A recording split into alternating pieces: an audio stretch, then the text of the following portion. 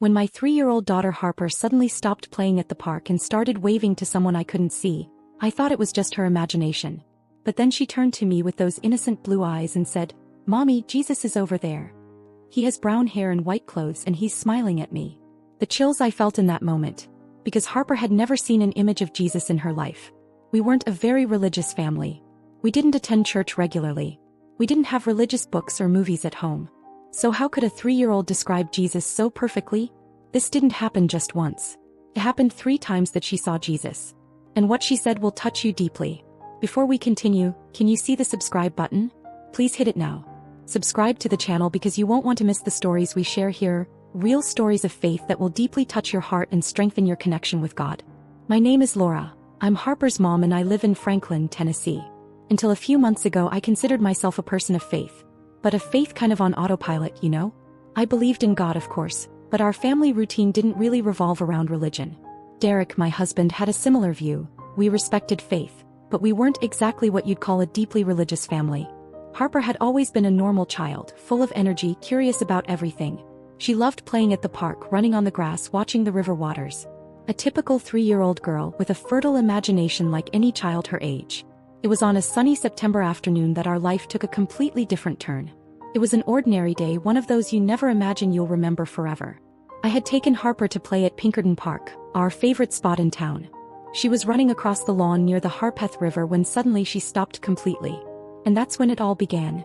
The afternoon sun filtered through the trees of Pinkerton Park, creating those golden rays that only September can make. The gentle sound of the Harpeth River flowed in the background, mixing with the laughter of other children playing on the swings. Harper had just run off chasing a butterfly when out of nowhere she simply stopped. It was as if someone had hit the pause button on her life. She stood there in the middle of the lawn, staring fixedly toward the river. I thought maybe she had seen a duck or something. You know how children get fascinated with anything. But then Harper raised her little hand and started waving. It wasn't just any wave, it was that wave children make when they see someone they know and really like. She was smiling from ear to ear. "Hi," she shouted with that sweet little voice of hers. "Hi." I looked in the direction she was waving. There was no one there. Absolutely no one. Just the trees, the grass, and the river flowing peacefully. "Harper, honey, who are you waving to?" I asked, approaching her. She turned to me with those blue eyes shining in a way I had never seen before. It was as if she had just seen the most wonderful thing in the world. "To my Jesus, Mommy," she said as if it were the most natural thing in the world. "He's right there." My heart skipped a beat. "Jesus?" I asked, trying to keep my voice calm. "What does he look like, sweetheart?" "He has brown hair," Harper said, pointing to where she was looking. "And he's wearing white clothes, really pretty. Like a dress, but for men. And he has hair on his face." She ran her little hand over her own chin, like Daddy when he doesn't shave. I felt a chill run up my spine. Harper had never described Jesus before. In fact, I don't remember us ever talking about what Jesus looked like. "And what is he doing?" I asked, my voice coming out lower than I intended. "He's smiling at me," Harper said, waving once more. "I think he likes me." We stayed there for a few more minutes, Harper waving occasionally and me trying to see something, anything, in the direction she was looking. But for me, there was only the empty park and the peaceful sound of water flowing.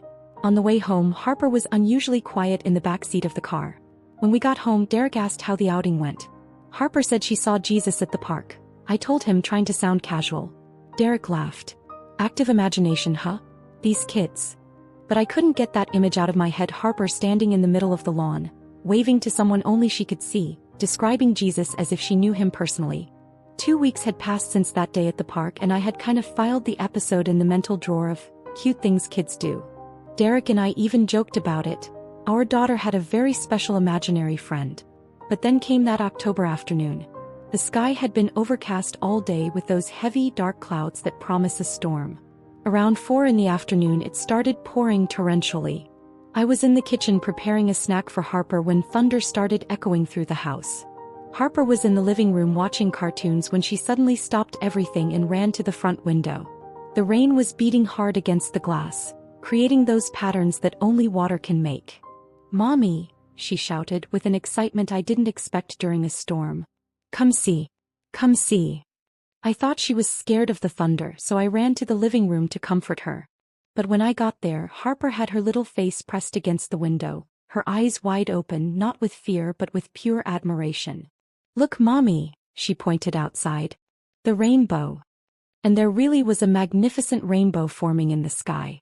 The rain had stopped momentarily, and those golden rays of sunlight were breaking through the clouds, creating the most vibrant colors I had ever seen. But Harper wasn't just admiring the rainbow. She started waving again with that same enthusiastic wave from the park. "He's walking on my rainbow, Mommy," she said, bouncing from foot to foot. "Look how beautiful he is." My stomach tightened. "Who's walking, Harper?"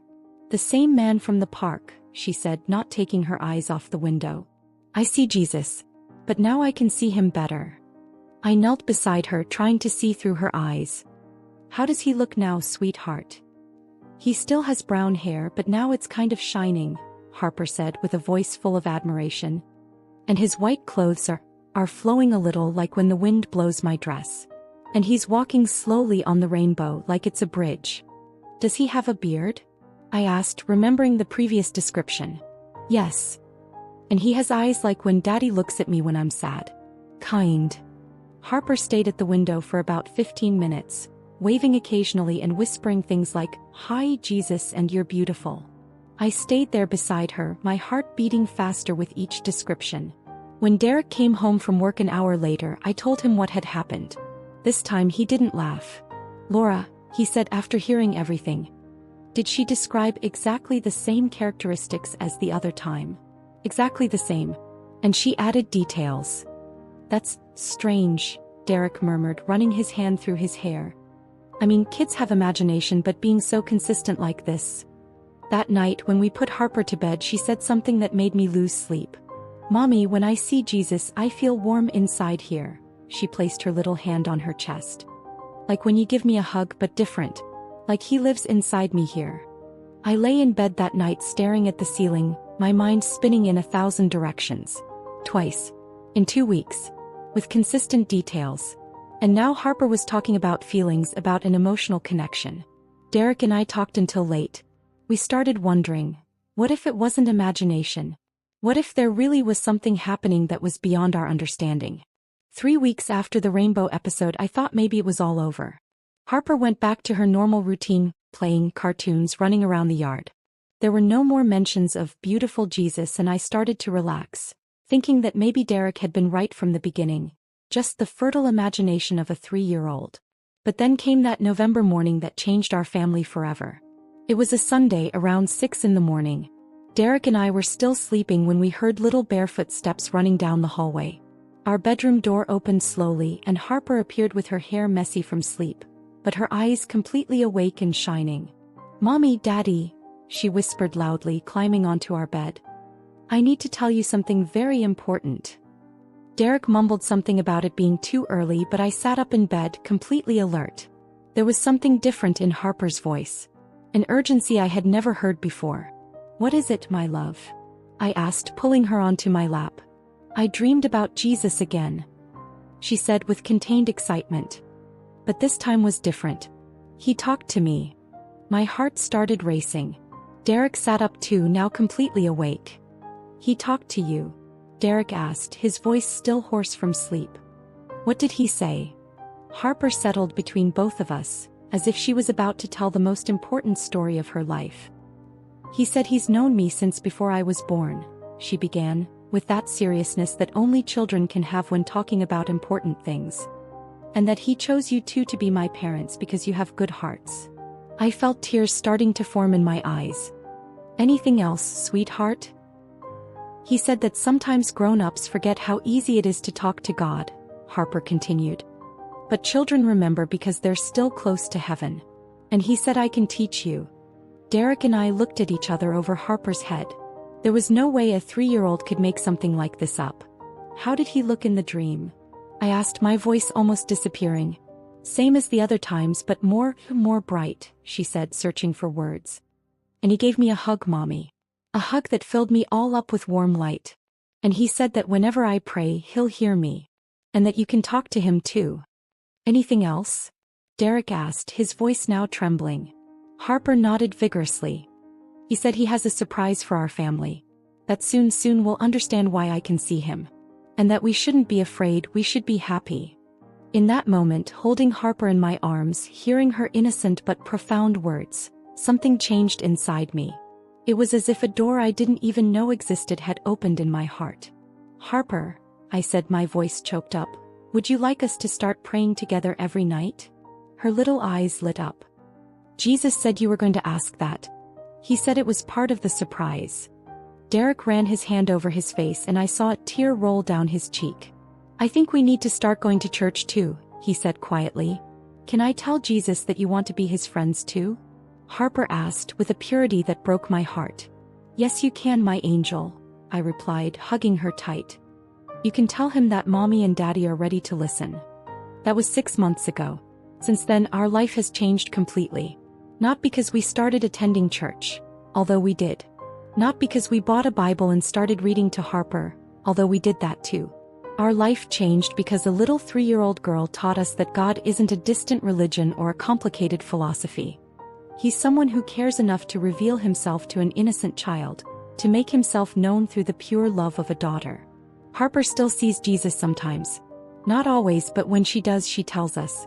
And now, instead of being worried or confused, we stop everything and listen. Because we realize that through her, God is speaking to us too. That surprise that Jesus mentioned? We found out last week. I'm pregnant. After years of trying to have another child, after doctors saying it would be very difficult, suddenly, a miracle. When we told Harper, she just smiled and said, "I already knew. Jesus told me that the baby will be able to see him too." You know, maybe you're watching this video and thinking we're a crazy family, that we made up this whole story. I would understand if you thought that. I would have thought the same thing 6 months ago. But I'm here to tell you something. God hasn't stopped talking to people. He hasn't stopped revealing himself. Sometimes he uses the purest voices, the simplest hearts, the most innocent eyes to remind us that he's here. He's here waiting for us to stop complicating things. Waiting for us to return to having the simple faith of a child. Waiting for us to open our hearts so the impossible can become possible. If you're going through a difficult time, if you're questioning whether God really cares, I want you to know that he does care. He cares enough to send a 3-year-old girl to awaken the dormant faith of 2 skeptical adults. He cares enough to speak to you too. You just need to be willing to listen. Harper always ends her prayers the same way now. "Thank you, Jesus, for choosing our family to love you. Help more people see you too." And you know what? I think he's answering that prayer of hers. One family at a time. One heart at a time. One story at a time. This is our story. And I believe you have one too. You just need to be willing to see it with the eyes of a child. If this story touched your heart in any way, leave a comment below sharing your own experience with faith. And don't forget to subscribe to the channel and hit the notification bell, because we'll continue sharing stories that will strengthen your spiritual journey. And since we're talking about how Jesus can reach a family, I want you to watch the next video that will appear on your screen. In it, you'll have a powerful revelation about the places that Jesus warned are true entry points to destroy your family, places we often frequent without realizing the spiritual danger they represent. He was very clear in teaching about these places and why we should stay away from them if we want to protect our homes and our children. If you want to better understand how the spiritual world works and how these invisible forces can influence our family life, this video is essential. Click on the video that's appearing now and discover these truths that can transform the spiritual protection of your home. Thanks for listening. God bless you.